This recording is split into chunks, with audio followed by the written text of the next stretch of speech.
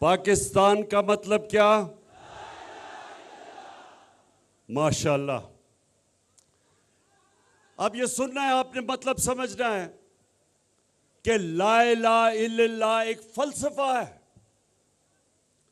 जब आप ये दावा करते हैं कि अल्लाह तेरे सिवा और कोई खुदा नहीं, और अगर मैं किसी और खुदा के सामने झुकता हूं, वो बहुत बड़ा गुनाह शिर्क कहलाया जाता है, शिर्क है।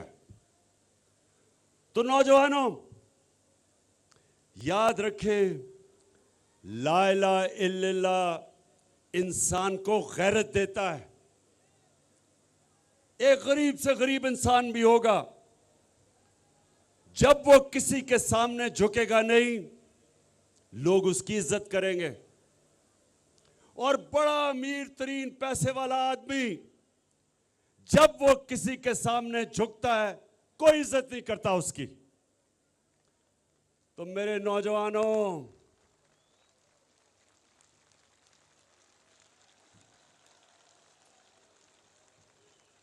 अब ये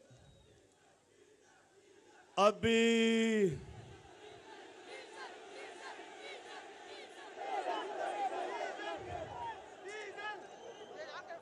मेरी जनरल बाजवा से बात हो रही थी। उन्होंने कहा कि इमरान देखें, फजल रहमान को डीजल ना कहना।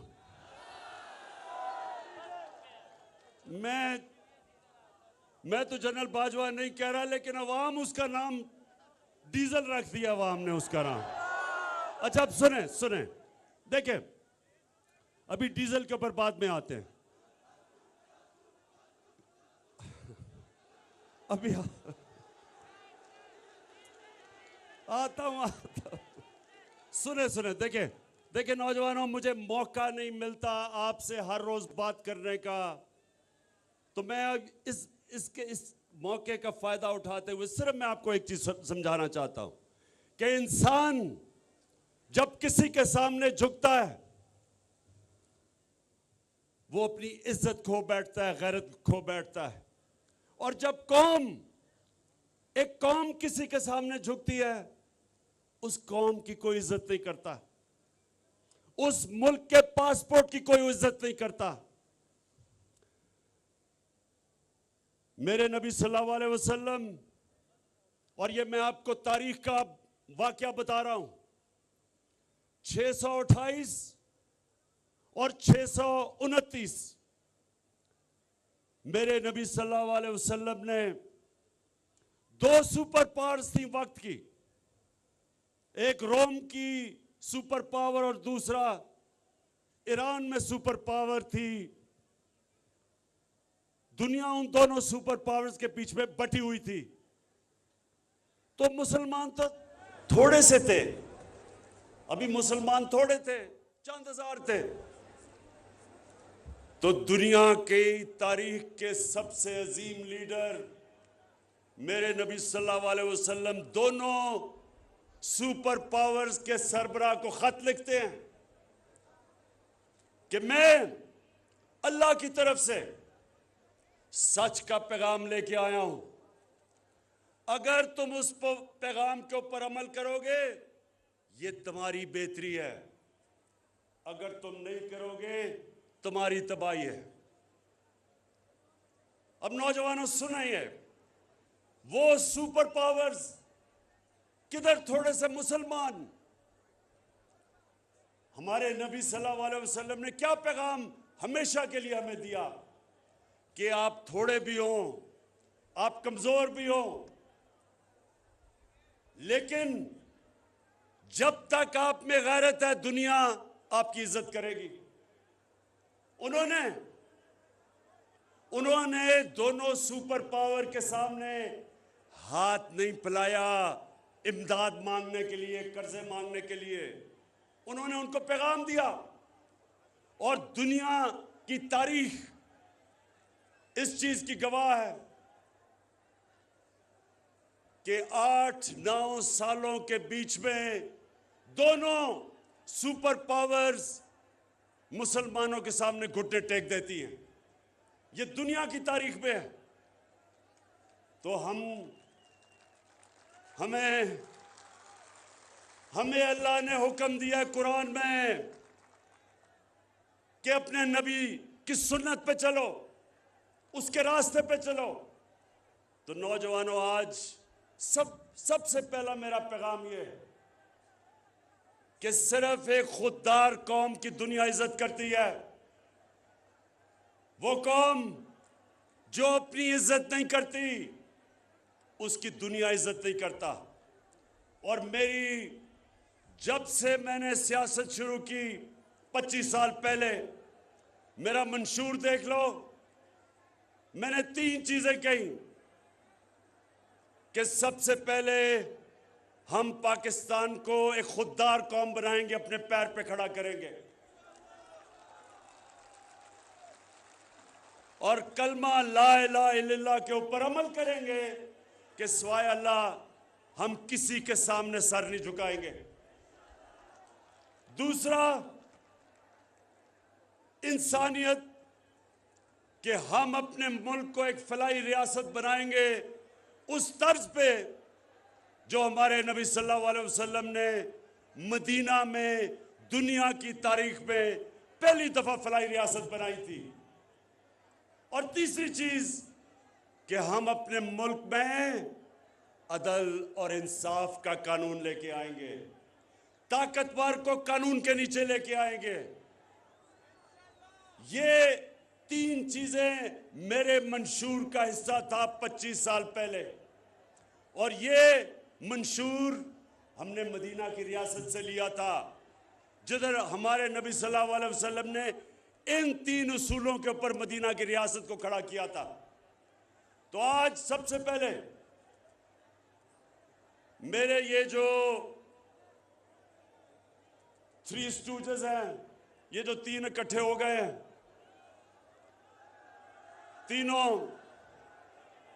ये तीनों वो लोग हैं जो 30 साल से 35 साल से मुल्क पे हुकूमत कर रहे हैं। अगर आज हमारे हरे पासपोर्ट की दुनिया में इज्जत नहीं, इन तीनों की वजह से, क्योंकि इन्होंने हमारे मुल्क को मकरूज किया। इन्होंने जाके जो भी बड़े बड़ी पावर थी उनके सामने झुके। इनके पिछले 2008 से लेके 2018 तक 400 ड्रोन अटैक हुए पाकिस्तान में। हमारे कबायली इलाके में 400 ड्रोन अटैक हुए, हमारे शहरी मारे गए, हमारी औरतें, बच्चे, बुजुर्ग, बेकसूर लोग मारे गए। ये 2 जरदारी और नवाज शरीफ जो इख्तिदार में थे, एक दफा इन्होंने मजम्मत नहीं की, एक दफा इन्होंने ये नहीं कहा कि ये सारे इंटरनेशनल कानून के खिलाफ है कि आप एक मुल्क आपकी मदद कर रहा है, उसी को आप बमबारी कर रहे हैं। और आज मेरे दीर के नौजवानों, ये क्यों नहीं इन्होंने मजम्मत की? क्योंकि इनके अरबों अरबों रुपए और असासे बैरूनी मुल्कों में पड़े हुए हैं, और उनकी वजह से इन्होंने एक दफा अपने शहरियों के ऊपर जो जुल्म हो रहा था उसकी मजम्मत की। कौन मजम्मत कर रहा था, कौन मुजाहरे कर रहा था? आपकी जमात तहरीक इंसाफ। हम सड़कों पर निकले हुए थे।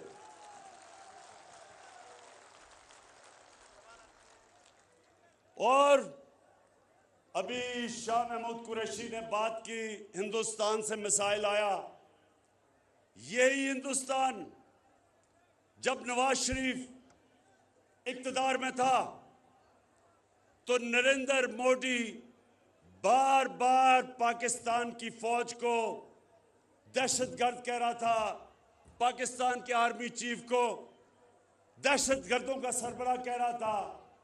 एक दफा नवाज शरीफ ने नरेंद्र मोदी के खिलाफ बात नहीं की, बल्कि उसने अपने फॉरेन ऑफिस के स्पोक्समैन को कहा कि तुमने कोई स्टेटमेंट हिंदुस्तान के खिलाफ नहीं देनी। और ये क्यों था? क्योंकि जब इनका पैसा मुल्क से बाहर पड़ा हो, मेरे दीर के नौजवानों ये सुन लो, जिस जमात के भी सरबराह का पैसा मुल्क से बाहर पड़ा हो, वो कभी आज़ाद फॉरेन पॉलिसी नहीं कर सकता। यानी वो फॉरेन पॉलिसी कभी नहीं बनाएगा जिसमें वो अपने अवाम की हिफाजत करे, उनके हुकूक की हिफाजत करे। अच्छा, अभी मैं थोड़ी देर के बाद डीजल पे आने लगा हूं, लेकिन उससे पहले इन्होंने जो हरकत की अभी इस्लामाबाद में, उसके बाद में आता हूं। लेकिन सबसे पहले देखें, मैं सिर्फ, मेरा काम है, एक मुल्क का प्राइम मिनिस्टर मुल्क का बाप होता है। आप जिस तरह मैं अपने बच्चों की तरबियत करता हूं, मेरा काम है आपकी तरबियत करना, आपको एक अजीम कौम बनाना। यह जरूरी है कि आप समझे कि यह मुल्क बना किस लिए था। तो ये तब मुल्क जब बनाया गया था तो एक गुलाम हिंदुस्तान में एक आजाद लीडर था जिसका नाम कायदे आजम मोहम्मद अली जिन्ना था। हम उसको लीडर मानते हैं और वो सादिक और अमीन था। वो एक ऐसा लीडर था जो दलेर था, जो उस वक्त अंग्रेज की आंखों में आंखें डाल के बात करता था और उसने अपनी जान की बाजी लगाई हमें आजादी दिलवाने के लिए। और इंशाअल्लाह हम इस मुल्क को अब उधर लेके जाएंगे। कभी भी ये याद रखे मेरी पाकिस्तान की कौम कि क्योंकि हमारा नस्बुल ऐन जब शुरू किया था, इया कनाबुदु व इय्याका नस्तईन था, कभी मैं ना कभी किसी के सामने झुका हूं और इंशाअल्लाह कभी आपको किसी के सामने झुकने नहीं दूंगा। अब मैं एक बात अपनी फौज के ऊपर करना चाहता हूं। अभी डीजल ने एक प्रेस कॉन्फ्रेंस की और उसने ये कहा कि जब हम इक्तदार में आएंगे तो हम इदारे को ठीक करेंगे, मतलब कि हम फौज को ठीक करेंगे। मुझे यह बताओ कि आज अगर पाकिस्तान बचा हुआ है, उसकी असल वजह यह है कि हमारे पास एक मजबूत फौज है। आज आप नौजवानों मुसलमान दुनिया में देखें, मुसलमान दुनिया में कितना बड़ा अजाब आया हुआ है।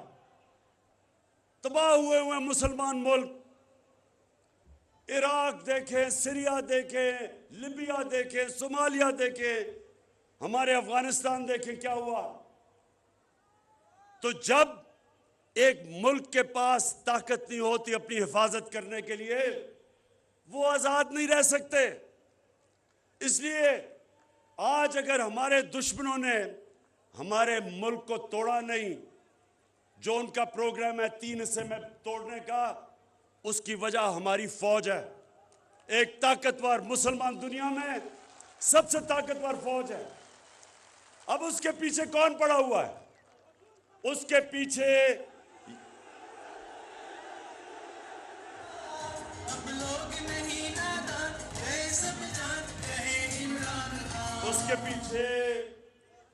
पहले तो ये जो डीजल ने कहा है कि हम इदारे को ठीक करेंगे। आप कैसे ठीक करेंगे? आपने तो जिस इदारे को हाथ लगाया है, आप तीनों ने, 3 स्टूजेस ने, आपने सारे इदारे तबाह कर दिए।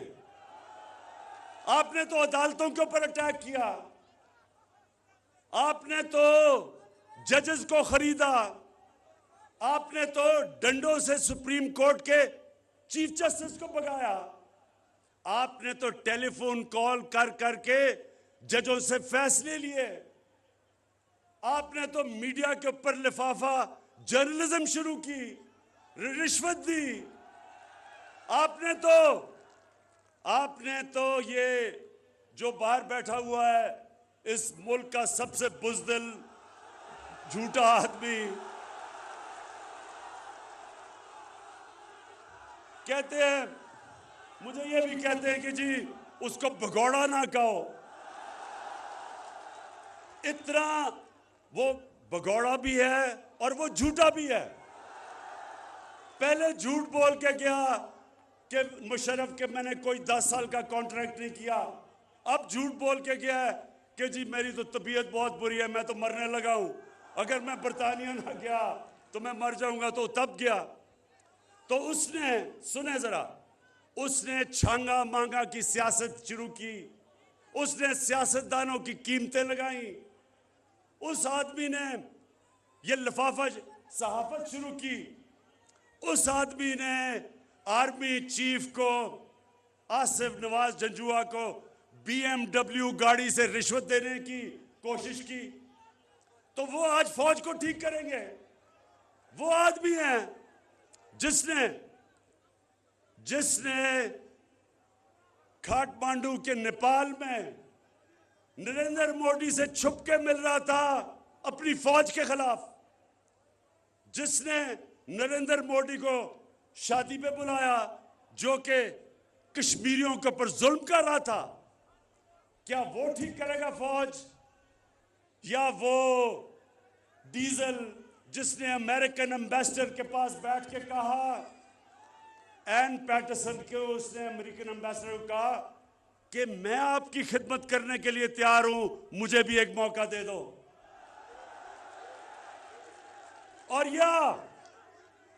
और या वो आसिफ जरदारी पाकिस्तानी फौज को ठीक करेगा।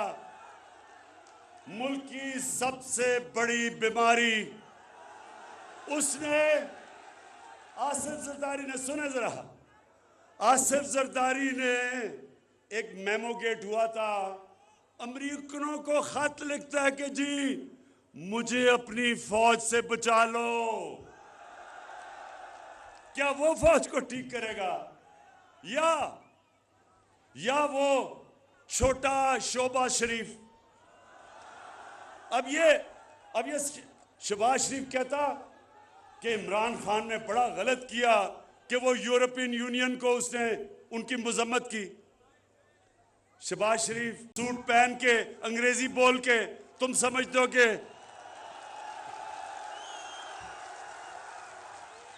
ये शहबाज शरीफ भी अपनी टाई पहन के उनको कहता है, सर मुझे मौका दे, मैं आपकी बड़ी अच्छी खिदमत करूंगा। तो ये जो फजलुर रहमान यानी कि डीजल ने जब इसने ये कहा कि मैं इदारे को ठीक करूंगा, इक्तदार में आके हम करेंगे, यानी कि ये डाकुओं का गुलदस्ता फौज को ठीक करेगा, ऐसे ख्वाब भूल जाओ। मैं इन सारों को एक पैगाम देता हूं, मैं इन सबको एक पैगाम देता हूं कि इंशाअल्लाह दूध का दूध पानी का पानी होने लगा।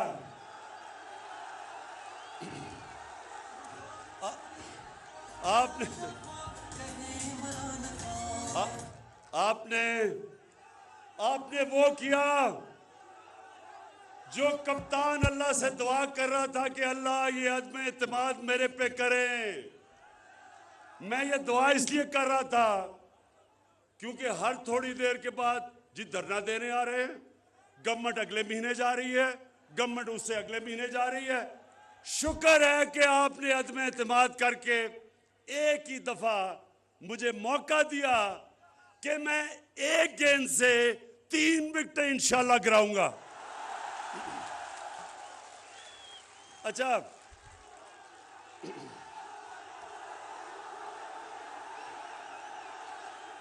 और इंशाल्लाह एक दिन पहले अदम एतमाद से ये सारी कौम देखेगी, डी चौक में इंसानों का समुंदर होगा इस्लामाबाद में।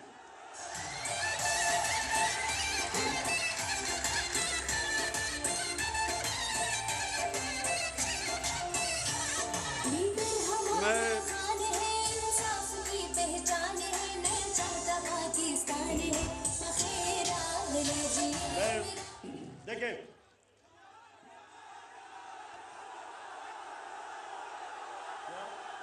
क्या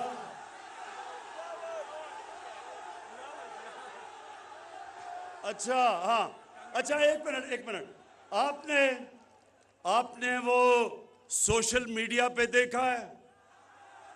एक मिनट सुन ले मैं क्या कहने लगा हूं। नवाज शरीफ बैठा हुआ है अमेरिका के सदर के साथ, हाथ में उसने पर्ची पकड़ी हुई है और उसकी कांपें टांग रही हैं।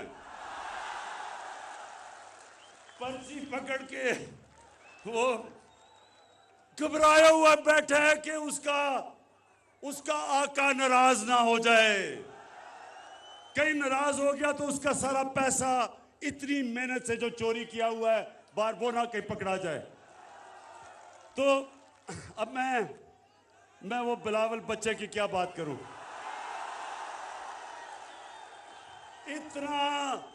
इतना पैसा खर्च करके इस्लामाबाद पे आया, वो बेचारे सिंध से लोगों को पैसे दे दे के लेके आया वहां इस्लामाबाद, और उधर लोगों से पूछे जी उसका क्या पैगाम था, उन्होंने कहा जी कांपे टांग रही हैं।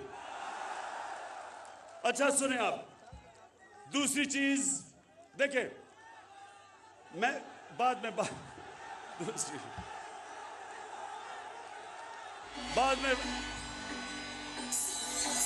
अच्छा, ये इंशाल्लाह ये जब तक बिलावल सियासत छोड़ेगा तो नए अल्फाज निकलाएंगे, जिस तरह कांपे टांग रही है, चीनी उग रहा है, और एक और वो क्या बारिश आता है।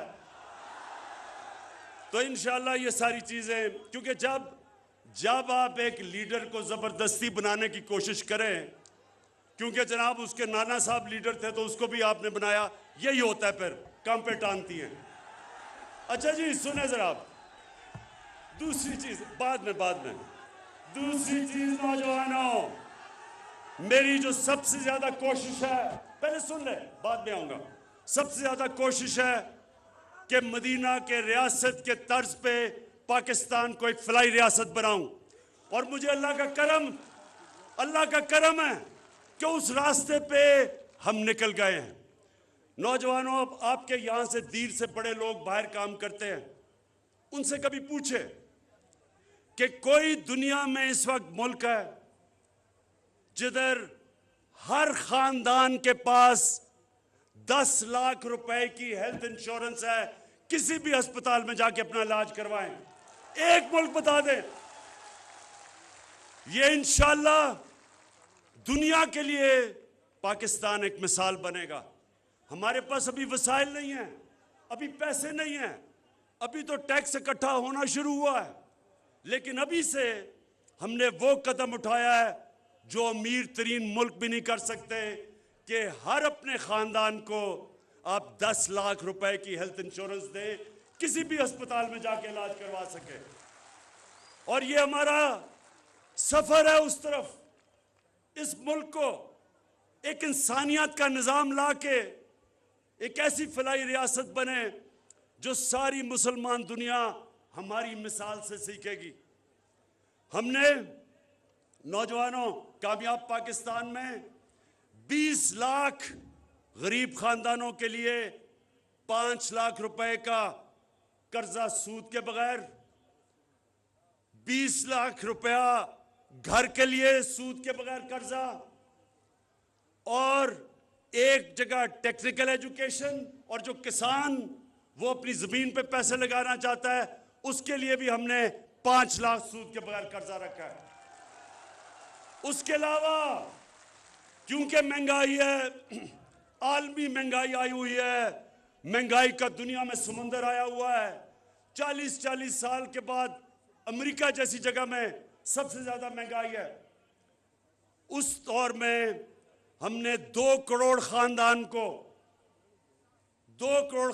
को हमने देना शुरू किया है एहसास राशन, यानी जाके अपने करियाना स्टोर से आप 30% आपको रियायत मिलेगी आटा, चीनी और घी के ऊपर। 2 करोड़ खानदान को हम दे रहे हैं।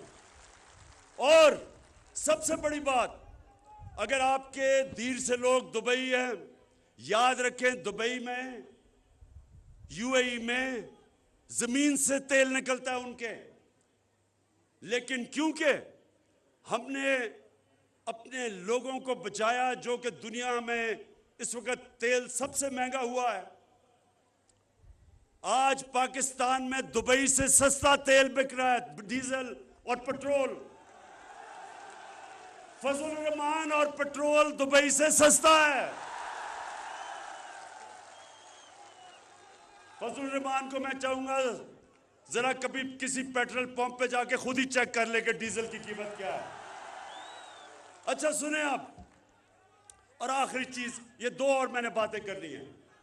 और कानून की बालादस्ती का मतलब, जो मदीना की रियासत में मेरे नबी सल्लल्लाहु अलैहि वसल्लम ने, उन्होंने कहा था, ये नौजवानों अपने कानों में डाल लो, कि मैंने जब ये इंसाफ की तहरीक शुरू की थी, मैं अपने नबी की सुन्नत पे चल रहा था।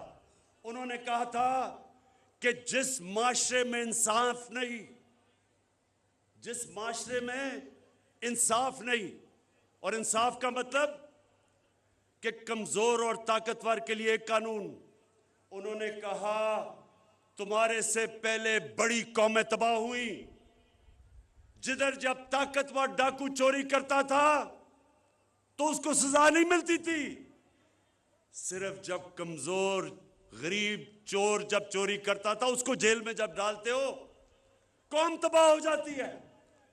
आज जो मेरा मुकाबला है ये इन तीन डाकुओं से, ये तीनों डाकुओं से मेरा मुकाबला है। और जिस तरह मैं फिर अल्लाह तेरा शुक्र अदा कर रहा हूं कि इन्होंने अदम एतमाद कर दिया, ये मेरी नशिस्त में आ गए हैं। एक इन स्विंग यॉर्कर से तीनों की विकेटें इंशाल्लाह गिराऊंगा। ये जो तीन डाकू हैं ये मेरे से क्या मांग रहे हैं, क्या मांग रहे हैं मेरे से? NRO। शाबाश, माशाल्लाह माशाल्लाह, मेरी नौजवान कौम में बहुत शऊर है, मैं दाद देता हूं आपको।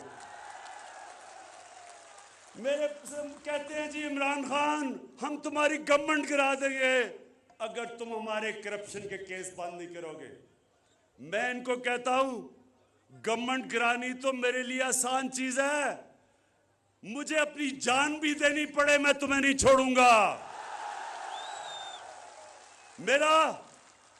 मैं तुम्हारे सामने पॉलिटिक्स नहीं कर रहा, मैं तुम्हारे खिलाफ जहाद लड़ रहा हूं। आपने, मेरे नबी ने कहा कि ताकतवर डाकू जब चोरी करता है आप उसको सजा नहीं देते, मुल्क तबाह हो जाता है। अल्लाह ने इस मुल्क को हर नेमत से नवाजा है, हर चीज दी है, लेकिन क्यों हम उतना अजीम मुल्क नहीं बन सके जो हमें बनना चाहिए था?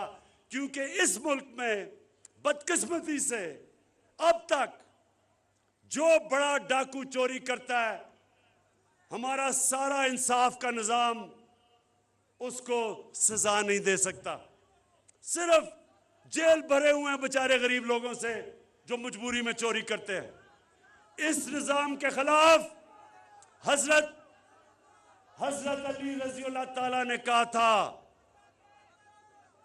कि कुफर का निजाम चल जाएगा लेकिन जुल्म और नाइंसाफी का निजाम नहीं चल सकता। इंशाअल्लाह मैं अपने अल्लाह के सामने वादा करके आया था कि अल्लाह जब तक मेरे में जान है मैं इस मुल्क में इंसाफ की जंग लड़ूंगा। ये जो डाकुओं का टोला इकट्ठा हो गया है, अब इनकी तीनों की शक्लें तो जरा पहले देखें। एक तरफ खतरनाक डीजल, दूसरी तरफ शक्ल से डाकू लगने वाला जरदारी, और तीसरी तरफ ड्रामाबाज शोबाज।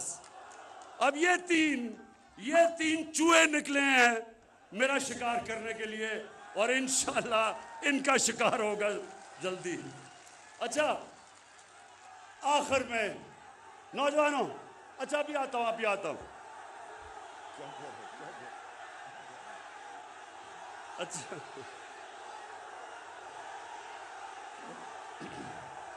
अच्छा सुने अब तीन चीजें मेरे नबी सल्लल्लाहु अलैहि वसल्लम ने मदीना की रियासत में तीन उसूल बनाए थे: खुददारी, इंसानियत और इंसाफ।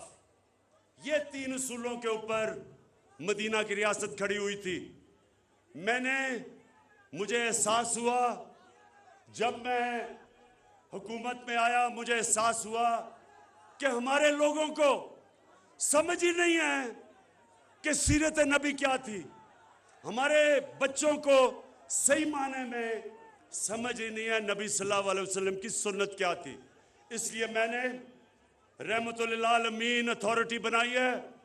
स्कूल के बच्चों के अंदर हम सीरत की क्लासेस देंगे, हम इनकी यूनिवर्सिटीज में रिसर्च करवाएंगे, हम इनको टीवी पे प्रोग्राम्स करेंगे ताकि मेरे नौजवानों को पता चले कि सीरत नबी क्या है। तीन चीजें, क्योंकि ये याद रखें, जब अल्लाह कहता है कि नबी की सुन्नत पे चलो, वो हमारी बेहतरी के लिए कहता है। नबी को अल्लाह ने खिताब रहमतुल आलमीन का दिया है। सब इंसानों के लिए हमारा नबी रहमत लेके आया था। तो जो भी इंसानी माशरा हमारे नबी के पैगाम पे चलेगा, वो ऊपर आ जाएगा। अब मैं आखिरी जब आपको बात समझाने लगा हूं, ये गौर से सुने। तीन चीजें हमारी जिम्मेदारी रियासत की। एक जिसके ऊपर मदीना की रियासत खड़ी हुई थी, वो आपकी जिम्मेदारी है, और वो कुरान की आयत है, अमर बिल मारूफ व नही अनिल मुनकर। इसका मतलब क्या है? अल्लाह हमें हुक्म करता है, नौजवानों, अल्लाह हमें हुक्म करता है कि तुम, कुरान की पूरी आयत है कि तुम्हें मैंने सबसे अजीम कौम बनाया। तुम अच्छाई के साथ खड़े होते हो, अच्छाई के लिए जहाद करते हो, और बुराई के खिलाफ खड़े होते हो और बुराई के खिलाफ जहाद करते हो। यानी कि जब अच्छा बुरा होता है तो अल्लाह ने हमें इजाजत ही नहीं दी कि हम न्यूट्रल हो जाएं। जानवर न्यूट्रल होता है, जानवर में अच्छे बुरे की तमीज नहीं होती। इंसान अच्छाई के साथ खड़ा होता है। अब मैं आपको मिसाल देता हूं। आजकल ये सारी ऑपोजिशन, इनके लोग थैले नोटों के लेके फिर रहे हैं। सारी कौम के सामने 15-15, 20-20 करोड़ हमारे एमएनएस को कह रहे हैं कि अपना जमीर बेच दो। ये सारी कौम के सामने तमाशा हो रहा है कि ये हुकूमत कैसे गिराएंगे। नंबर तो है ही नहीं इनके पास, ये कैसे गिराएंगे। ये कोशिश कर रहे हैं कि हमारे एमएनएस के जमीर को खरीदो। 15-20 करोड़ की थैलियां लेके फिर रहे हैं। अब मैं नौजवानों आपको बताऊं, मेरा इतना टाइम गुजरा है मगरिब में, बरतानिया में मैं यूनिवर्सिटी भी गया, क्रिकेट भी खेलता था। जो हमने जमहूरियत ली वो बरतानिया से ली। बरतानिया के अंदर कोई तसव्वुर भी नहीं कर सकता कि कोई किसी को पैसा दे के उसका जमीर खरीदेगा, किसी एमएनए का, एमपीए का। तसव्वुर भी नहीं है। वो कौम, अगर उनको ये शक भी पड़ जाए कि किसी पॉलिटिशियन ने अपना जमीर बेचा है, वो सारे माशरे में शक्ल दिखाने के काबिल नहीं रहेगा, क्योंकि वो अमर बिल मारूफ पे चल रहे हैं। हमारे मुल्क की बदकिस्मती देखो कि इन चोरों ने यहां इस मुल्क में 35 साल हुकूमत करके हमें अच्छे और बुरे की तमीज खत्म कर दी है। कहीं दुनिया के महज़ब माशरे में कौन सा पॉलिटिशियन अपना ज़मीर बेचता है पैसे लेके? उसको तो सिर्फ ये ना हो कि माशरे में शक्ल ना दिखा सके, उसको तो जेल में डालें। सेनेट का इलेक्शन हुआ, यूसुफ रजा गिलानी का बेटा एक तहरीक इंसाफ के मेंबर को पैसे देता हुआ उसकी वीडियो आ गई। ये वीडियो अगर मैं जो जानता हूं किसी भी मगरबी जमहूरियत में आती, वो सब आज जेल में होते और उसको सजा मिली होती। तो ये मेरा नौजवानों, हमें अल्लाह की इस जो हुक्म है, इस आयत पे हम सबको चलना चाहिए। मैं जो डीग चौक पे लोग बुला रहा हूं एक दिन पहले अदम एतमाद से, मैं अपनी कौम को सिर्फ इसलिए बुला रहा हूं कि इनको बताने के लिए, ये जो डाकू तीन इकट्ठे हुए, थ्री स्टूजेस, इनको ये बताने के लिए कि हमारी कौम जिंदा है, हमारी कौम अमर बिल मारूफ पे खड़ी है। हम अच्छाई को अच्छाई समझते हैं और बदी को हम सब ने मिलके खत्म करना है इस माशरे से। नौजवानों, मैं आपको एक और मिसाल देता हूं। करप्शन में अब जो शहबाज शरीफ है, इसके चपरासी के बैंक अकाउंट में ₹4.25 अरब रुपया निकला है। ₹4.25 अरब रुपया का मतलब 375 करोड़ रुपया इसके चपरासी के, मकसूद चपरासी के अकाउंट में निकला है। 16 अरब रुपया, 1600 करोड़ रुपया इसके नौकरों के अकाउंट में निकला है। ये अगर किसी भी मगरब मुमालिक में इस तरह होता, इसलिए वो मुल्क हमारे से आगे हैं, वो ज्यादा अल्लाह का हुक्म फॉलो कर रहे हैं। वहां किसी की, उस सियासतदान की जुर्रत ना होती, किसी पब्लिक में जाता, अब तक जेल की सजा हो चुकी होती। यहां जनाब वो अपनी नेल्सन मंडेला की शक्ल बना के तकरीरें कर रहा है, असेंबली में जाके एक एक। अच्छा, जब नैब की अदालत में जाना होता है तो कमर में दर्द हो जाती है, जब असेंबली में तकरीर शुरू करता खत्म ही नहीं करता, कमर ठीक होती है वहां। जब अदालत में जाना होता है लंबी लंबी डेट्स लेता है। तो नौजवानों, मेरी बात सुन लें, कभी भी अल्लाह की बरकत उस माशरे में नहीं आएगी जिधर जुल्म हो। कभी अल्लाह की बरकत उस माशरे में नहीं आएगी जब तक जो उसने हुक्म दिया कौम को कि आप अच्छाई के साथ खड़े हो। जब आप देख रहे हैं कि माशरे में बुराई ऊपर आ रही है, आप सबके ऊपर अल्लाह फर्ज कर देता है कि उसके खिलाफ जहाद लड़ो। तो ये जो इस वक्त ये सारे 3 डाकू इकट्ठे के कोशिश कर रहे हैं, मैं इनको आज पैगाम देना चाहता हूं कि आप डी चौक में इंशाल्लाह देखेंगे अवाम का समुंदर, और वो सिर्फ एक पैगाम देने आएंगे कि हम अल्लाह के हुक्म पे खड़े हैं, हम अमर बिल मारूफ पे खड़े हैं। हम ये जो तुम कोशिश कर रहे हो लोगों के जमीर खरीदने की 20-20 करोड़ रुपए से, हम तुम्हें नहीं छोड़ेंगे, हम तुम चोरों को नहीं छोड़ेंगे। वैसे मैं अभी तक, मेरे एमएनएज ने मुझे सब ने बताया कि उनको क्या क्या पैसा ऑफर कर रहे हैं, मुझे आके बता देते हैं, सब मुझे बता देते हैं कि कौन सा इनका, इनके डाकुओं सिंडिकेट का, इनका माफिया के जो लोग उनको मिल रहे हैं। मैं उनको सबको कहता हूं कि अगर पैसे तुम्हें दे रहे हैं तो ले लो, पैसे दे रहे हैं रख लो, 20 करोड़ रुपया अगर दे रहे हैं रख लो। कोई यतीम खाना खोल देना, कोई लंगर खाना खोल देना, कोई गरीबों की मदद कर देना, कोई स्कूल खोल देना, क्योंकि ये हराम का पैसा है, ले लो इनसे। लेकिन कभी अपना जमीर ना बेचना, क्योंकि इज्जत जिल्लत देने वाला खुदा है, रिस्क देने वाला खुदा है। जो भी अपना जमीर बेचता है, ऊपर वाला उसे कभी माफ नहीं करता। मैं आखिर में दीर के लोगों, जिस तरह का आज आपने शानदार इस्तकबाल किया है, दिल से आपका मैं शुक्रिया अदा कर रहा हूं। जो आपने शऊर दिया है, मैं आपको आज खराज तहसीन पेश करता हूं। जिस तरह का आप में शऊर है, और इंशाअल्लाह ये जब अब आप सब देखेंगे कि ये जो मैच होगा पार्लियामेंट के अंदर अदम इत्तेमाद का, आप देखेंगे कि वो मैच जब आपका कप्तान जीतेगा तो तब मैं इन डाकुओं से क्या करता हूं।